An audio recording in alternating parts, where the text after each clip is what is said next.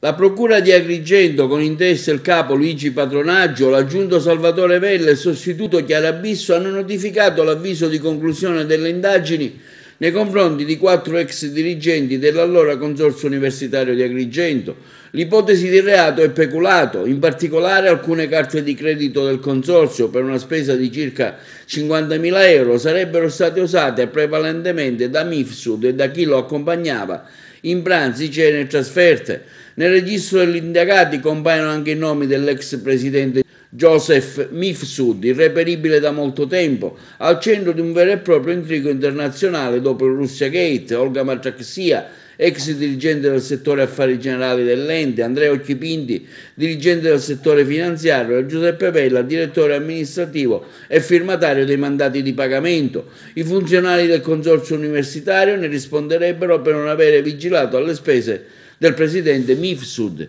L'inchiesta viene aperta su segnalazione dell'allora presidente facente funzioni del consorzio Giovanni Di Maida, allorquando nel 2012 e nel 2013, nell'esercizio del suo mandato, si accorse dell'esistenza di documenti scottanti e cellulari compromettenti. Mifsud fu nominato ai tempi in cui era il presidente Eugenio Dorsi e ne rispondeva alla sua parte politica.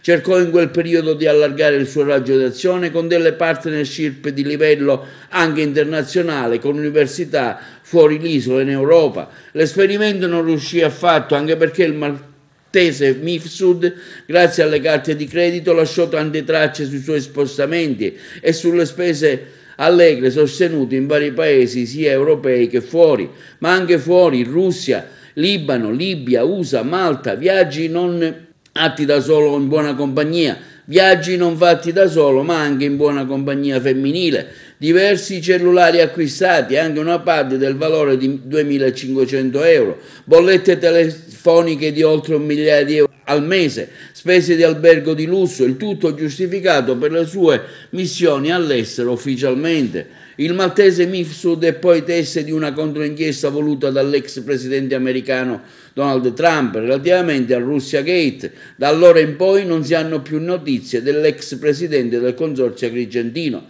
Così si arriva alla chiusura dell'inchiesta notificata agli interessati, tranne che allo stesso Mifsud, ancora ricercato e che ha visto coinvolti gli ex dirigenti del consorzio per mancata vigilanza delle spese fatte dall'ex presidente Mifsud.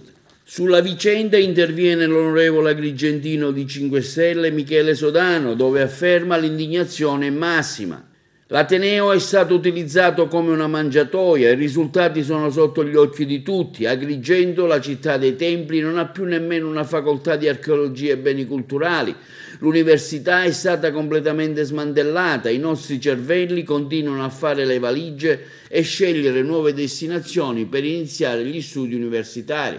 Chiediamoci, continua l'onorevole Sodano di 5 Stelle, che tipo di controlli siano stati messi in atto in questi anni, quali le responsabilità che ricadono sulla classe dirigente siciliana in questa vicenda, perché i nostri rappresentanti locali non amano denunciare e mettere a nudo le contraddizioni del polo universitario di Agrigento. Per il momento si registra solo una profonda omertà